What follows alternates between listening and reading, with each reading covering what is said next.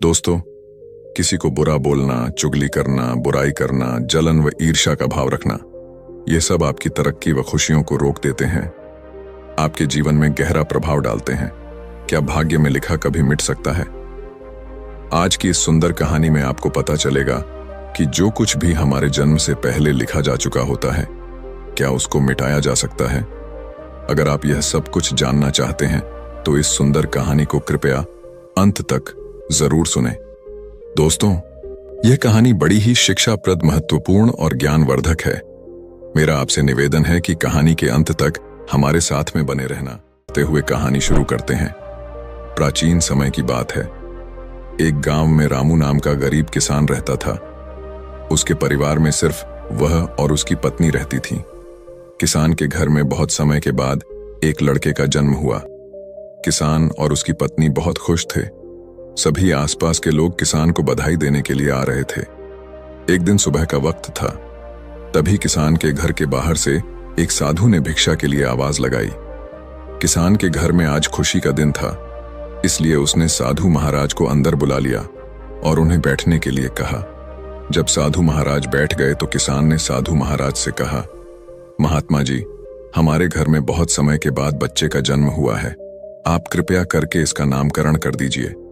साधु ने जैसे ही बच्चे को अपनी गोद में उठाया, तभी साधु ने देखा कि बच्चे की बाजू पर एक चिन्ह बना हुआ है जो राजयोग को दर्शाता है। साधु बच्चे की बाजू के ऊपर चिन्ह देखकर हैरान रह गया। किसान ने जब साधु को हैरान परेशान देखा तो उसने कहा, महात्मा जी, क्या बात है? आप इतना परेशान क्यों नजर आ रहे हो? साधु ने कहा, बेटा, मैं परेशान नहीं हूं, बल्कि मैं तो बहुत खुश हूं, क्योंकि तुम्हारा बेटा बहुत किस्मत वाला है। तुम्हारे बेटे की किस्मत में राजयोग लिखा है। किसान ने कहा, महात्मा जी, मैं आपकी बात समझा नहीं। आप क्या कहना चाहते हो? साधु ने कहा, बेटा, तुम्हारा पुत्र एक दिन राजा बनेगा। इसका विवाह 16 वर्ष की आयु में इस राज्य की राजकुमारी के साथ होगा और फिर यह इस नगर का राजा बन जाएगा। साधु की बात सुनकर रामू बहुत खुश हुआ। जब गांव के लोगों को पता चला कि रामू का बेटा एक दिन इस नगर का राजा बनेगा, तो सभी लोग उसको देखने के लिए आने लगे। एक दिन की बात है। उस नगर का राजा हिरण का शिकार करता करता काफी दूर जंगल में निकल गया, लेकिन हिरण राजा के हाथ नहीं आया। राजा को हिरण का पीछा करते करते प्यास लग गई थी, लेकिन राजा को आसपास कोई नदी या तालाब भी नहीं मिला जहां से वह पानी पी सके। राजा काफी समय से जंगल में इधर उधर घूम रहा था। राजा पानी की तलाश में भटकता हुआ उसी गांव में पहुंच गया जहां रामू रहता था।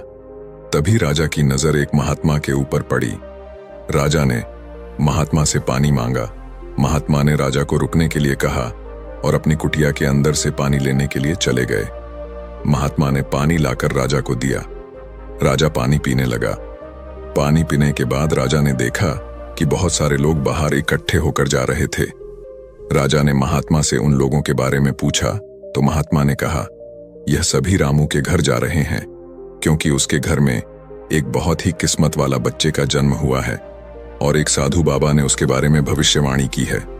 राजा ने पूछा, बाबा, ऐसी कौन सी भविष्यवाणी की है जिसके कारण सभी लोग वहां जा रहे हैं?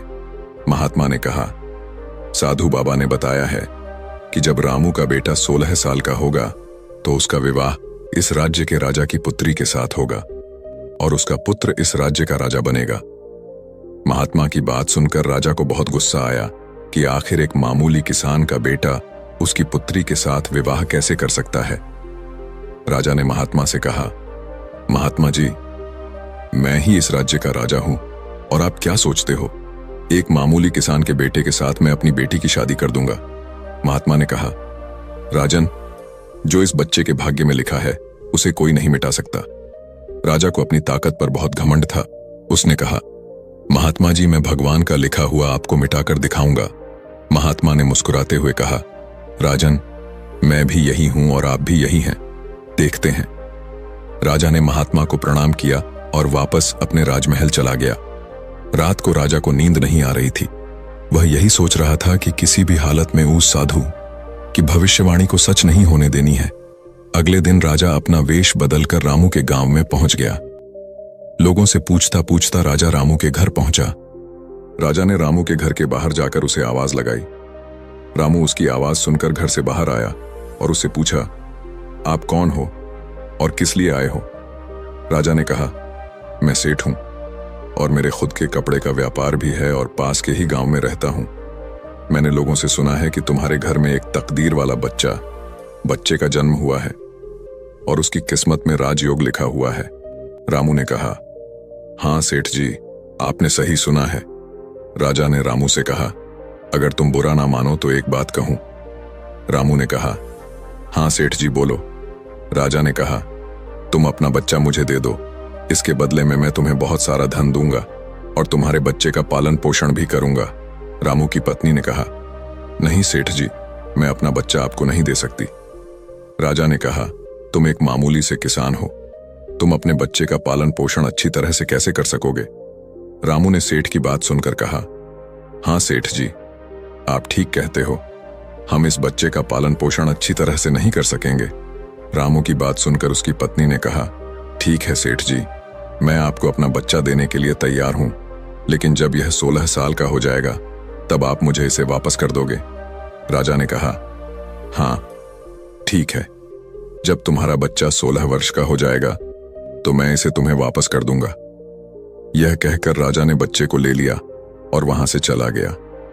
राजा अपने साथ बच्चे को लेकर एक नदी पर पहुंचा। राजा ने सोचा था कि वह बच्चे को नदी में छोड़ देगा और उसकी मृत्यु हो जाएगी, लेकिन बच्चे का मासूम चेहरा देखकर उसको नदी में छोड़ने की हिम्मत नहीं हुई। बहुत सोचने के बाद राजा ने लकड़ी का एक संदूक लिया और बच्चे को संदूक में बंद करके पानी में बहा दिया। राजा ने सोचा संदूक गहरी नदी में जाकर अपने आप ही डूब जाएगा और यह बच्चा मर जाएगा। यह सोचकर राजा अब निश्चित होकर वापस राजमहल में चला गया कि अब यह बच्चा वापस नहीं आएगा और मेरी बेटी के साथ इसकी शादी भी नहीं होगी। मैंने भाग्य का लिखा हुआ मिटा दिया। उधर वह संदूक बहता हुआ एक नदी के किनारे पर पहुंचा, जहां पर एक धनवान सेठ सूर्य देवता को जल चढ़ा रहे थे। उस सेठ ने जब संदूक को खोलकर देखा तो उसके अंदर एक बच्चे को देखकर वह हैरान हो गए। उस सेठ की कोई संतान नहीं थी। सेठ उस बच्चे को अपने घर ले गया। सेठ की पत्नी बच्चे को देखकर बहुत खुश हुई। उसने जब सेठ से पूछा कि यह बच्चा किसका है, तो सेठ ने उसको बच्चे के बारे में बताया कि कैसे वह उस नदी में बहता हुआ मिला है। सेठ और उसकी पत्नी ने बच्चे के लिए भगवान को हाथ जोड़कर धन्यवाद किया। अब वह बच्चा सेठ के घर में पलने लगा। सेठ ने उस लड़के का नाम सूरज रखा था। इसी तरह धीरे धीरे 16 वर्ष बीत गए। सूरज बहुत ही समझदार और बुद्धिमान था। एक दिन सूरज को अध्यापक पढ़ा रहा था। अध्यापक जो कुछ भी पूछता, सूरज तत्काल उसका जवाब दे देता। यह देखकर अध्यापक ने सूरज को कहा, तुम तो बहुत ही समझदार और ज्ञानी हो, तुम आगे चलकर बहुत बड़े आदमी बनोगे। अध्यापक सूरज की प्रशंसा कर रहा था कि तभी वहां से वही राजा गुजर रहा था जो किसी दूसरे राज्य में किसी काम से जा रहा था। राजा ने जब सूरज की तरफ देखा तो राजा वहीं पर रुक गया।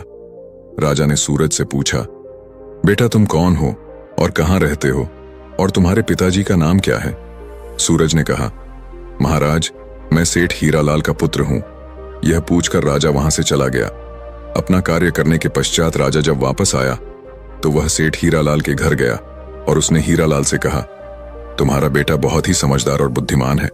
सेठ हीरालाल ने राजा की बात सुनकर कहा, महाराज मैं उसका असली पिता नहीं हूं, मैंने तो उसे सिर्फ पाला है, लेकिन वह मेरे लिए बेटे से भी बढ़कर है।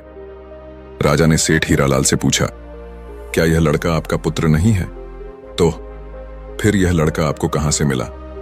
फिर सेठ हीरालाल ने राजा को सारी कहानी सुनाई कि कैसे वह उसे बहते हुए पानी में एक संदूक से मिला था। जब राजा ने सेठ हीरालाल की बात सुनी तो वह चौंक गया। राजा समझ गया था कि यह बच्चा वही है जिसे मैंने 16 साल पहले नदी में बहा दिया था। राजा और सेठ हीरालाल अभी बातें कर ही रहे थे कि वहां पर सूरज आ गया। राजा ने सूरज को देखा तो उसने सेठ हीरालाल से कहा, सेठ जी मुझे आगे किसी काम से जाना है, अगर आप अपने बेटे के हाथों मेरी एक चिट्ठी महारानी तक पहुंचा दो तो मैं उसको सोने की 50 मोहरें दूंगा। सूरज ने यह सुनकर राजा से कहा, हां महाराज क्यों नहीं, मैं आपकी चिट्ठी जरूर पहुंचा दूंगा। राजा ने चिट्ठी में चुपचाप एक संदेश लिखा और चिट्ठी के ऊपर मोहर लगा दी। और चिट्ठी सूरज को पकड़ा दी और कहा कि बेटा यह लो, यह रानी तक पहुंचा देना। सूरज चिट्ठी लेकर चला गया। सूरज चलते चलते एक घने जंगल से गुजर रहा था कि वह रास्ता भटक गया। उसे रास्ता ढूंढते ढूंढते रात हो गई। सूरज रात गुजारने के लिए कोई जगह ढूंढने लगा। तभी उसकी नजर एक झोपड़ी के ऊपर पड़ी। सूरज ने सोचा, मैं रात यहीं पर बिता लेता हूं। यह सोचकर सूरज घोड़े से नीचे उतरा और झोपड़ी के अंदर चला गया। जब सूरज अंदर गया तो उसने देखा कि एक बूढ़ी औरत खाना बना रही थी। बूढ़ी औरत ने सूरज को देखा तो उससे पूछा कि बेटा तुम कौन हो और बिना इजाजत अंदर क्यों आए हो। सूरज ने अपने बारे में बताया कि वह रास्ता भटक गया है, इसलिए रात गुजारने के लिए यहां पर आया है। सूरज की बात सुनकर बूढ़ी औरत को उसके ऊपर दया आ गई, लेकिन फिर बूढ़ी औरत ने सूरज से कहा, बेटा तुम्हारा यहां पर रुकना ठीक नहीं है, क्योंकि यह डाकुओं का अड्डा है। अभी कुछ ही देर में डाकू आने वाले हैं। यदि उन्होंने तुम्हें यहां देख लिया तो तुम्हारे लिए परेशानी खड़ी हो जाएगी। सूरज ने कहा, लेकिन माताजी इतनी भयानक रात में मैं कहीं और जा भी नहीं सकता। अगर मैं बाहर गया तो जंगली जानवर मुझे खा जाएंगे। इससे अच्छा है मैं यहां कोने में जाकर लेट जाता हूं। यह कहकर सूरज कोने में जाकर लेट गया। कुछ समय के बाद डाकू अपने घर वापस आए। डाकुओं ने जब घोड़े को बाहर देखा तो सूरज बूढ़ी माता से उसके बारे में पूछा। बूढ़ी माता ने उनको बताया कि इसका का नाम सूरज है। यह बहुत ही नेक दिल बच्चा है और यह राजा के काम से राजमहल जा रहा है। जब डाकुओं ने यह सुना तो उन्हें कुछ संदेह हुआ। वह राजा की हरकतों के बारे में जानते थे, इसलिए उन्होंने सूरज की जेब से चिट्ठी निकाली और उसे पढ़ने लगे। जैसे ही डाकुओं ने वह चिट्ठी पढ़ी तो वह सब समझ गए। बूढ़ी माता ने उनसे पूछा, चिट्ठी में क्या लिखा है। उनमें से एक डाकू ने बताया कि चिट्ठी में लिखा है कि जैसे ही यह लड़का तुम्हारे पास पहुंचे, इसको उसी समय मरवा कर कहीं दूर दफना देना। यह काम मेरे पहुंचने से पहले हो जाना चाहिए। बूढ़ी माता ने जब यह बात सुनी तो बोली, यह राजा कितना दुष्ट है, जिसके हाथों चिट्ठी भिजवा रहा है, उसी को मरवाने का आदेश भी दे रहा है। यह सोचकर बूढ़ी माता ने सोचा कि मुझे इस मासूम को बचाना चाहिए। उसने डाकुओं से कहा। तब डाकुओं ने दूसरी चिट्ठी लिखकर उस चिट्ठी से बदल दी और वापस सूरज की जेब में रख दी। इसके बाद डाकू वहां से चले गए। सुबह होते ही सूरज उठा और बूढ़ी माता को धन्यवाद देकर वहां से चला गया। सूरज कुछ समय के बाद ही राजमहल पहुंच गया और उसने चिट्ठी महारानी को दे दी। महारानी ने चिट्ठी पढ़ी तो चिट्ठी में लिखा था कि यह लड़का बहुत ही बुद्धिमान और ज्ञानी है। यह राजकुमारी से विवाह करने लायक है, इसलिए मेरे आने से पहले ही तुम इसका विवाह राजकुमारी से कर दो। महारानी सोचने लगी कि आखिर ऐसे कैसे महाराज किसी अनजान से राजकुमारी का विवाह कर सकते हैं, लेकिन फिर उसने देखा कि चिट्ठी पर राजा की मोहर भी लगी हुई थी, इसलिए यह लड़का झूठ नहीं बोल सकता। यह सोचकर महारानी ने राजकुमारी का विवाह उस युवक से कर दिया। कुछ दिनों के बाद जब राजा वापस आया तो उसे पता लगा कि उसकी पुत्री का विवाह उसी युवक से हो गया है। यह सुनते ही राजा गुस्से से आग बबूला हो गया और उसने महारानी से पूछा, तुमने यह सब क्यों किया?